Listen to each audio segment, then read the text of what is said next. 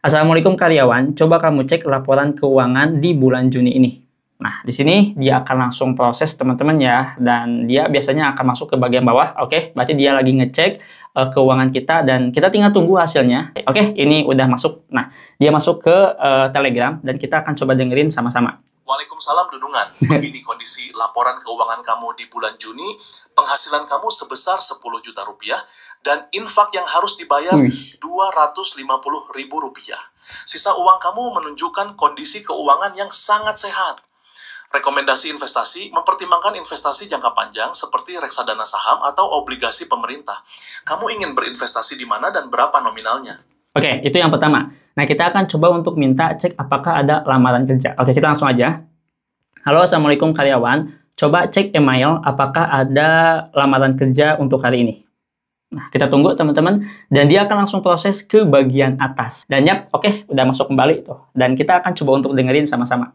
Waalaikumsalam, kandidat ini kurang cocok ya untuk bidang AI. Alasannya pengalaman kerjanya di bidang arsitektur dan pembangunan infrastruktur, bukan AI, machine learning, atau data science. Video yang sudah teman-teman lihat tadi itu dihasilkan udah pasti pakai N8N ya. Dan di video kali ini mungkin saya akan bahas beberapa pertanyaan yang menjadi sebuah pertanyaan paling umum buat teman-teman. Itu gimana suaranya bisa dibalas lagi pakai suara AI. Kita akan bahas semuanya. Dan teman-teman juga apakah ini template-nya gratis? Jelas gratis, cek aja. Linknya udah ada di deskripsi. Nah, di sini seperti biasa saya akan bahas workflow-nya dan saya juga akan bahas per note-nya. Ini kurang lebih ada 17 note. Jadi lumayan cukup banyak dan semoga apa yang saya sampaikan itu bisa nyampe sama teman-teman dan bisa menjadi sebuah wawasan. Oke, kita langsung aja mulai bahas. Yang pertama, di sini ada di note yang pertama ya maksudnya, itu ada trigger dari Telegram. Saya menggunakan trigger Telegram, itu udah jelas gak perlu pakai webhook dan gak pakai aplikasi pihak yang ketiga.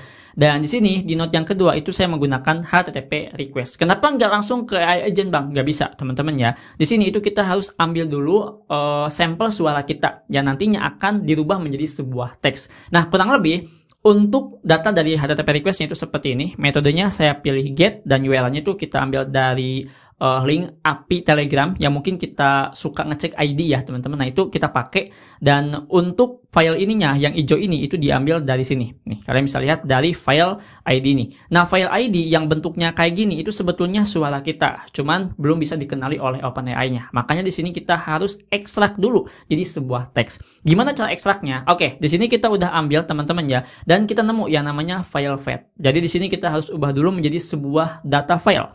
Di sini sebetulnya udah hampir sempurna ya, tapi belum maksimal. Maka kita maksimalkan lagi menjadi sebuah data file.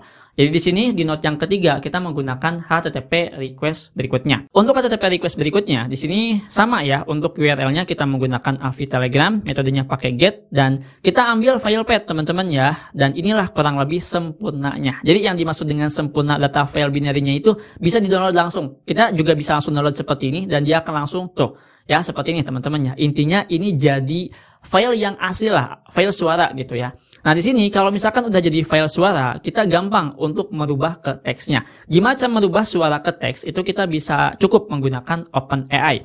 OpenAI di sini itu saya menggunakan udah pasti dari ChatGPT ya. Di sini dia itu pilih untuk resource-nya audio, operatornya itu lebih ke transcript recording. Jadi dari suara ke teks kayak gitu. Dan ini yang paling penting. Kalau misalkan ini beda ataupun teksnya salah, udah pasti nggak bakal bisa diproses teman-teman ya. Tapi kalau misalkan sama, ini data, ini juga data, maka akan merubah menjadi sebuah teks. Nah, kurang lebih untuk teksnya itu seperti ini. Halo, Assalamualaikum karyawan. Coba cek email apakah ada lamaran kerja untuk hari ini. Nah, di sini udah jadi sebuah teks, maka gampang OpenAI membaca perintah yang kita suruh ataupun yang kita minta lah intinya. Nah, selanjutnya di note yang berikutnya, ini saya menggunakan switch. Kenapa harus switch? Karena di sini saya butuh dua output teman-teman ya. Output yang pertama adalah email, output yang kedua itu laporan keuangan. Jadi saya pakai switch. Dan switch ini itu cara kerjanya dia memisah. Maksudnya itu ketika kita bilang A, dia akan memproses A. Kalau misalkan kita bilang B, dia akan memproses B. Jadi yang A itu nggak bakal diproses. Nah, kurang lebihnya seperti ini. Nih, kalian bisa lihat ya. Ketika saya bilang cek email, ya di bagian sini teman-teman yang dari OpenAI yang sudah dirubah dari suara ke teks, kita bilang cek email.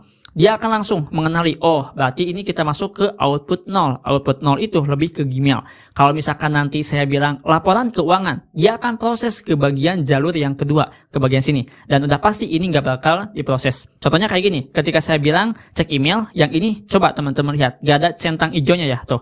Berarti ini nggak diproses, kayak gitu teman-teman ya. Nah, setelah kita pakai yang namanya Not Swiss, udah pasti di sini kita pakai yang namanya Not Gmail. Dan di sini mungkin teman-teman penasaran, gimana caranya bisa membaca isi CP ataupun isi PDF. Jadi kita harus ekstrak sebetulnya. Gimana caranya? Yang pertama, di sini udah pasti kita tambahkan Not Gmail-nya. Not Gmail ini kita ambil ya operatornya get money dan resource-nya itu message dan limitnya 1. Jadi membaca 1 aja, kayak gitu teman-teman ya. Dan filternya ini yang paling penting untuk bisa menemukan apa yang kita minta. Kita kan minta lamaran kerja teman-teman ya. Nah, di bagian search ini itu kita tinggal masukkan aja lamaran kerja. Lamaran kerja ini itu bisa dilihat dari mana? Dari subjek yang sudah dimasukkan oleh si pengirim ataupun si pelamar lah. Nanti bakal ketahuan teman-teman ya. Jadi nanti kalau misalkan teman-teman bikin browser untuk rekrut karyawan, usahakan di bagian subjeknya suruh untuk masukkan lamaran kerja kayak gitu, biar gampang untuk membacanya. Oke, ini udah teman-teman ya, datanya langsung keluar dan udah dapet. Dan di sini kita kan pengen ambil isi PDF-nya ya. Kita pengen lihat isi PDF-nya itu gimana. Kita ekstrak dengan yang namanya HTTP request. Tapi ini belum diekstrak. Kita ambil dulu datanya.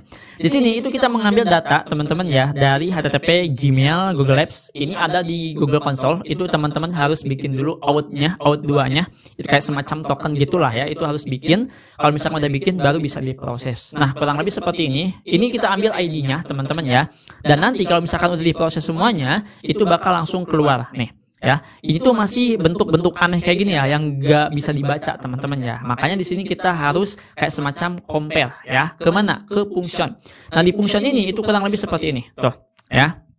Di function ini tuh akan merubah teman-teman ya, ataupun kayak semacam nyari attachment. Attachment itu isi filenya ya, kurang lebih seperti itu. Dan nanti kalau misalkan udah ketemu attachmentnya, itu seperti ini datanya. Ya, ini nantinya bakal jadi sebuah file teman-teman ya, tapi kita harus merubahnya dulu. Oke, kita udah dapat attachmentnya, maka di sini kita masuk lagi ke HTTP request. Tujuannya udah jelas ya, untuk merubah attachment ini menjadi sebuah kayak semacam data yang bisa dibuat menjadi sebuah file binary gitu ya. Nah, kurang lebih seperti ini teman-teman tuh ya. Jadi udah jelas ini kita ambil ya nih. Ini kita ambilnya dari message.id yang ini, terus kita ambil dari attachmentnya yang ini ya. Yang bentuknya itu masih aneh, teksnya itu masih ke encrypt gitulah. Nantinya kalau misalkan sudah, baru deh di sini kita menggunakan not function, dan inilah peran bisa berubah menjadi sebuah file. Jadi kurang lebih seperti ini teman-teman ya. Tuh. Oke, ini tuh base 64, dan kalau misalkan kalian paham tentang encrypt dan decrypt, pasti paham lah ya tentang base 64 itu. Dan dari situ dia akan berubah menjadi sebuah data ataupun sebuah file. Dan ini yang disebut dengan data binary file. Buat teman-teman yang belum paham itu maksudnya kayak gimana, intinya ini tuh bisa di-download. Udah gitu aja. Kita nyari yang awalnya jadi teks terus berubah jadi sebuah file dan bisa di-download. Hari ini juga itu bisa disebutnya dengan data binary file. Menurut saya pribadi ya, kalau misalkan salah mohon maaf. Kalau misalkan udah berubah data seperti ini gampang untuk jadiin kayak semacam teksnya ya. Di sini kita bisa pakai yang namanya not extract from file.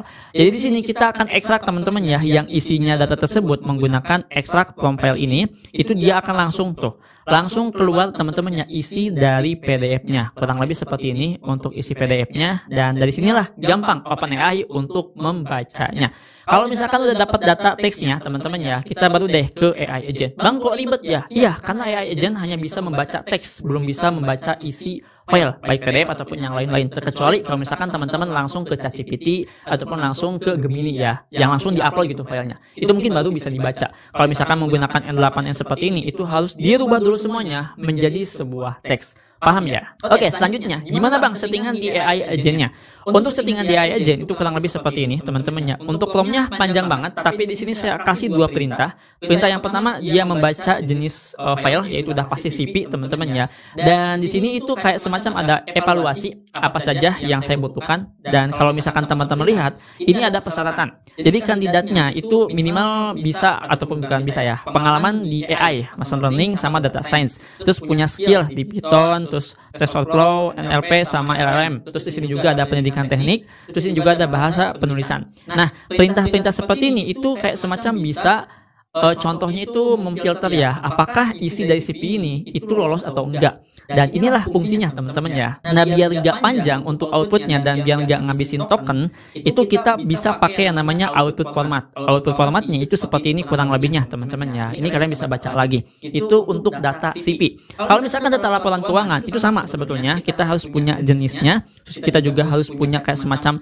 perintah langkah kerja yang harus si AI agent ini lakukan, dan udah pasti ada outputnya. Bang, itu kenapa merah? Karena ini kita nggak minta untuk laporan keuangan. Kita mintanya itu lamaran CP, teman-teman ya. Jadi kayak gini tuh ya. Ini kan hijau. Kalau misalkan nanti saya minta laporan keuangan, ini juga bakal hijau dan ini bakal merah. Kayak gitu ya, kurang lebihnya. Nah, kalau misalkan udah dapat jawabannya, baru deh di sini kita langsung masuk ke note yang berikutnya. Note yang berikutnya di sini saya menggunakan yang namanya HTTP request dari Elephant Labs. Teks ini kita harus rubah menjadi sebuah file yang nantinya akan dikirimkan ke Telegram kita. Nah, kurang lebih seperti ini teman-teman ya untuk datanya. Dan untuk bagian bawah ini tuh gak pakai JSON ya, jadi langsung pakai kayak semacam spesifikasi body gitu. Jadi udah langsung aja data dari AI agent ini kita drag ke sini kayak gitu, dan langsung menjadi sebuah file seperti ini.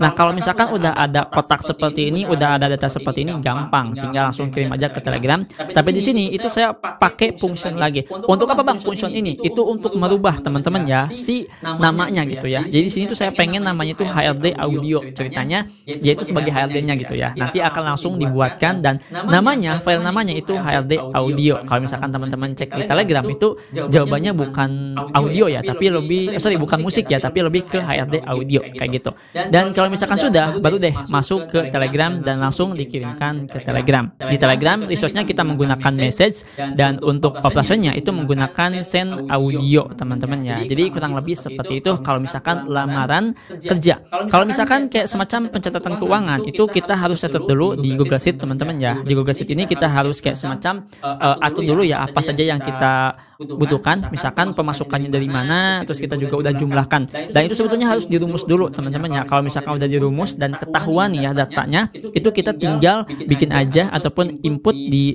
switch yang selanjutnya itu Google Sheet. Google Sheet-nya itu kurang lebih seperti ini teman-teman ya nih. Ini itu masih 0, kenapa 0? Karena belum saya perintahkan kayak gitu. Di sini ada yang namanya manajemen keuangan, saya sudah buat datanya, dan di sini ada pemasukan. Pemasukan ini udah diatur ya teman-teman. Langsung masuk di bagian code ini. Nah, di bagian kode yang kedua ini itu lebih ke mengambil sebuah data yang ada di spreadsheet gitu, dan dia akan memecah semua teksnya, dan setelah itu dia akan kirimkan ke AI agent, dia akan proses, dia akan langsung kirimkan lagi ke Telegram dengan bentuk audio lagi. Nah, jadi kurang lebih seperti itu teman-teman ya. Workflow yang sudah saya buat ini chatbot yang dimana kita minta perintah ataupun kita minta jawaban, tapi dijawabnya jangan pakai teks, pengen dijawabnya itu pakai suara ataupun audio. Ya inilah yang harus kita lakukan. Kita harus ekstrak dari space to text, setelah itu dapat teksnya, kita harus bungkus lagi jadi sebuah file, terus langsung dikirimkan ke Telegram. Kayak gitu teman-teman ya. Dan itu saja mungkin ya di video kali ini. Semoga teman-teman bisa paham dan bisa mengerti apa yang saya sampaikan. Dan di sini kalau misalkan saya lihat itu nggak terlalu banyak aplikasi pihak ketiga ya, cuma satu doang di Elephant Lab kayak gitu. Dan semoga ini bisa membantu. Sampai jumpa di video selanjutnya. Kalau misalkan teman-teman punya pertanyaan, tanyakan aja di kolom komentar. Wassalamualaikum warahmatullahi wabarakatuh.